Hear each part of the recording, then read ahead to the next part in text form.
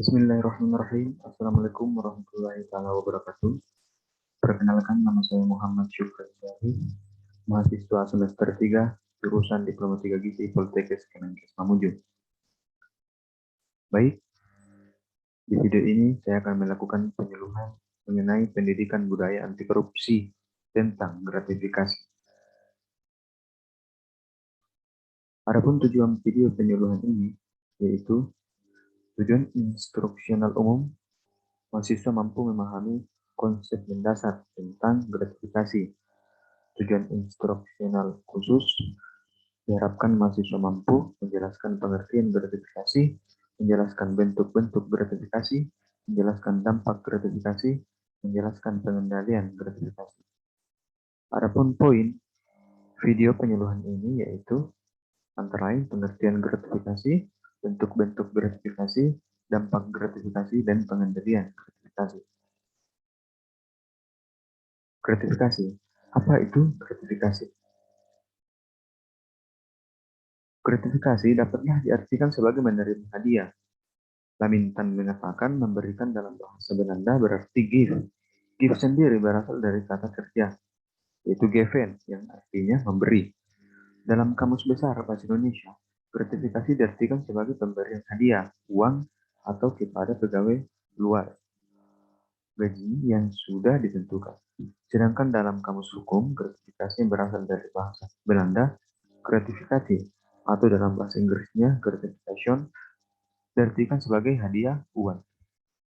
Gratifikasi adalah pemberian yang dalam arti luas, yakni meliputi pemberian uang, barang, rabat, diskon, komisi, pinjaman tanpa bunga, tiket perjalanan, fasilitas penginapan, perjalanan wisata, pengobatan cuma-cuma, dan fasilitas lainnya.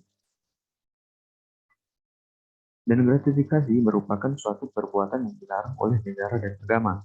Dalam negara sendiri, Undang-Undang sudah menegaskan pada nomor 31 1999 Undang-Undang nomor 20 tahun 2001 tentang pemberantasan tindak pidana korupsi dalam pasal 5, di mana gratifikasi merupakan pemberian yang dilarang baik berupa benda, berwujud maupun tidak berwujud, berupa fasilitas, tiket, dan hotel, maupun aspek yang terkait dengan pemberian hak termasuk hak kekayaan intelektual atau hak. Gratifikasi adalah perbuatan melawan hukum menurut Syazawi. Sifat melawan hukum dalam suatu penyuap yaitu unsur perbuatannya telah terbentuk, misalnya menjanjikan sesuatu walaupun janji itu belum diterima. Begitu juga memberikan telah dianggap telah terjadi setelah benda itu lepas dari kekuasaan yang memberi. Dan dalam agama sendiri, tindakan gratifikasi merupakan perbuatan tercela dan tidak sesuai dengan tujuan awal Islam. Karena perbuatan gratifikasi akan menimbulkan kerusakan bagi si pemberi dan juga akan menimbulkan perbuatan batil. Yang kedua, bentuk-bentuk gratifikasi. Adapun penjelasan dari pedoman pengendalian gratifikasi oleh Komisi Pemberantasan Korupsi atau KPK menyebutkan bahwa bentuk gratifikasi itu terdiri dari 3, yaitu yang pertama, gratifikasi yang wajib dilaporkan, yang kedua, gratifikasi yang tidak wajib dilaporkan, dan yang ketiga, gratifikasi yang terkait dengan kedinasan. Poin pertama, yaitu gratifikasi yang wajib dilaporkan. Gratifikasi dalam kategori ini merupakan penerimaan dalam bentuk apapun oleh pegawai negeri atau penyelenggara negara dari pihak-pihak yang diduga memiliki keterkaitan dengan jabatan penerima. Gratifikasi tersebut haruslah merupakan penerimaan yang dilarang atau tidak sah secara hukum. Dengan kata lain, sesuai dengan rumusan pasal 12D. Hal itu disebut juga gratifikasi yang bertentangan dengan kewajiban atau tugas pegawai negeri atau penyelenggara negara. Adapun contoh-contoh gratifikasi yang berkembang dalam praktik yang wajib dilaporkan oleh penerima gratifikasi pada KPK, antara lain gratifikasi yang diterima adalah yang pertama itu gratifikasi dengan pemberian layanan pada masyarakat. Kedua, terkait dengan tugas dalam proses penyusunan anggaran. Yang ketiga terkait dengan tugas dalam proses pemeriksaan, audit, monitoring, dan evaluasi. Keempat terkait dengan pelaksanaan perjalanan dinas, not di luar penerimaan yang sah atau resmi dari instansi PN atau PN. Yang kelima, dalam proses penerimaan atau promosi atau mutasi pegawai. Poin yang kedua yaitu gratifikasi tidak wajib dilaporkan. Pasal 16 Undang-Undang KPK memberikan kewajiban pada pegawai negeri penyelenggara negara untuk melaporkan setiap penerimaan gratifikasi. Dihubungkan dengan penjelasan pasal 16, maka gratifikasi yang wajib dilaporkan adalah gratifikasi sebagaimana dimaksud pada pasal 12B, yaitu gratifikasi yang dianggap suap. Pada bagian sebelumnya telah diuraikan penerimaan-penerimaan diindikasikan terkait dengan jabatan dan berlawanan dengan kewajiban karakteristik. Gratifikasi yang tidak wajib dilaporkan secara umum adalah berlaku umum, yaitu suatu kondisi pemberian yang diberlakukan sama dalam hal jenis, bentuk, persyaratan, atau nilai untuk semua peserta dan memenuhi prinsip kewajaran atau kepatutan. Kedua, tidak bertentangan dengan peraturan perundang-undangan yang berlaku.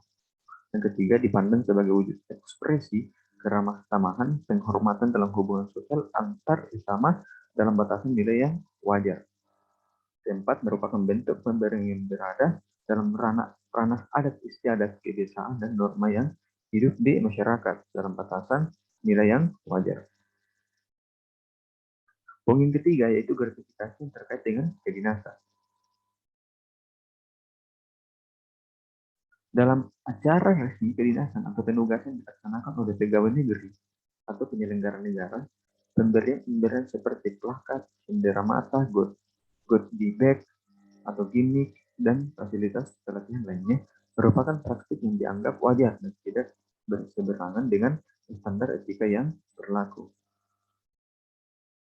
Penerimaan tersebut juga dipandang dalam konteks hubungan antar lembaga atau instansi, bahkan pola hubungan seperti itu juga ditemukan dalam relasi antar negara. Seringkali dalam kunjungan-kunjungan kenegaraan pegawai negeri atau penyelenggara, negara saling bertukar cindera mata.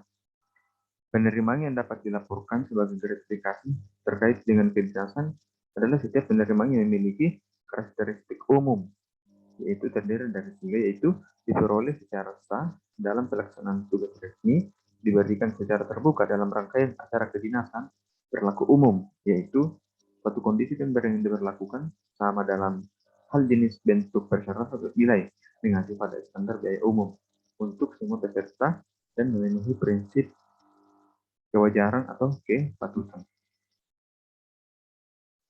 Mengutip dari gratifikasi akar korupsi sebagaimana diterbitkan oleh KPK, terdapat dua kategori gratifikasi, yaitu yang pertama gratifikasi yang dianggap suap, yang merupakan gratifikasi yang diterima oleh pegawai negeri atau penyelenggara negara yang berhubungan dengan jabatannya serta berlawanan dengan kewajiban atau tugasnya sebagaimana dimaksud dalam pasal 12B Undang-Undang Pemberantasan Tindak Pidana Korupsi. Biasanya, motif pemberian gratifikasi yang dianggap suap berupa untuk mempengaruhi keputusan. Biasanya, penerima merupakan seseorang yang mempunyai kontrol terhadap hal tersebut. Wewenang yang melekat pada jabatan sumber daya lainnya karena apa yang dikendalikan atau dikuasai oleh penerima. Kedua, gratifikasi yang tidak dianggap suap yang merupakan gratifikasi yang diterima oleh pegawai negeri atau penyelenggara negara yang tidak berhubungan dengan jabatan dan tidak berlawanan dengan kewajiban atau tugas si penerima gratifikasi. Dalam hal gratifikasi yang tidak dianggap suap, hubungan antara pemberi dengan penerimanya biasanya setara dan nilai atau harga pemberiannya pun berdasarkan kewajaran atau kepantasan secara sosial atau masyarakat. Contoh gratifikasi yang tidak dilarang pemberian intensif oleh BPUN atau BUMD kepada pihak swasta karena target penjualannya berhasil tercapai. Hal tersebut bukan merupakan gratifikasi yang tidak dilarang karena tidak termasuk pada pengertian gratifikasi itu sendiri. Selain itu, penerimaannya pun bukan penyelenggara negara atau pegawai negeri. Selanjutnya ada 3 jenis gratifikasi yang harus ditolak, yaitu yang pertama komisi atau cashback. Misalnya, dari pihak perusahaan melalui bagian purchaser membeli keperluan bahan baku produksi ke vendor dan telah disepakati harga dan juga sudah dibayar oleh perusahaan. Sebagai ucapan terima kasih, vendor pun memberikan cashback kepada purchaser, jumlahnya lumayan. Dalam hal ini akan lebih baik jika purchaser melaporkannya dan memberikan cashback itu kepada perusahaan sebagai hak dari perusahaan yang sudah membeli bahan produksi pada sang vendor. Jika purchaser tidak melaporkan atau mengembalikan cashback ini, maka hal itu tidak dianggap sebagai gratifikasi. Ada pula kasus memberikan mata uang asing sebagai ucapan terima kasih dengan alasan supaya praktis atau ringkas. Nah, hati-hati, dalam aturan KPK, hal ini juga termasuk salah satu jenis gratifikasi. Yang kedua yaitu bingkisan. Seperti pemberian bingkisan atau hadiah juga merupakan salah satu jenis gratifikasi yang harus ditolak. Apalagi jika hadiah ataupun bingkisan itu seharga nominal yang cukup besar. Misalnya, hadiah rumah atau mobil. Kalau menurut aturan KPK, bingkisan atau hadiah yang tidak harus dilaporkan adalah yang berupa barang seharga 1 juta. Selebihnya, PNS wajib melaporkannya dan kalau sangat lebih dari itu, maka PNS harus menolaknya dengan segera. Aturan ini juga ada di undang-undang beberapa negara maju di dunia. Salah satunya adalah Amerika Serikat. Hanya saja, nominalnya yang berbeda. Batas gratifikasi di Amerika Serikat adalah tidak boleh melebihi $50, yang berarti kalau dihitung dengan kurs sekarang kurang lebih 700.000. Dalam hal ini juga termasuk pemberian hadiah dalam rangka ulang tahun pernikahan, perayaan keagamaan, atau lainnya. Yang ketiga, tiket perjalanan.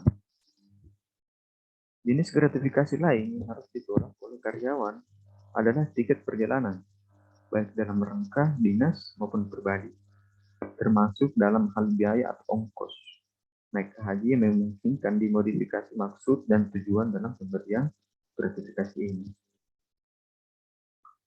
Ketiga, dampak gratifikasi. Studi tentang gratifikasi dan pengaruhnya terhadap pejabat publik pernah dilakukan oleh Direktorat Penelitian dan Pengembangan KPK 2009. Studi ini mengungkap bahwa pemberian hadiah atau gratifikasi yang diterima oleh penyelenggara negara adalah salah satu sumber penyebab timbulnya konflik kepentingan. Konflik kepentingan tidak ditangani dengan baik dan berpotensi mendorong terjadinya tindak pidana korupsi. Definisi konflik kepentingan adalah situasi di mana seorang penyelenggara negara yang mendapatkan kekuasaan dan kewenangan berdasarkan peraturan perundang-undangan,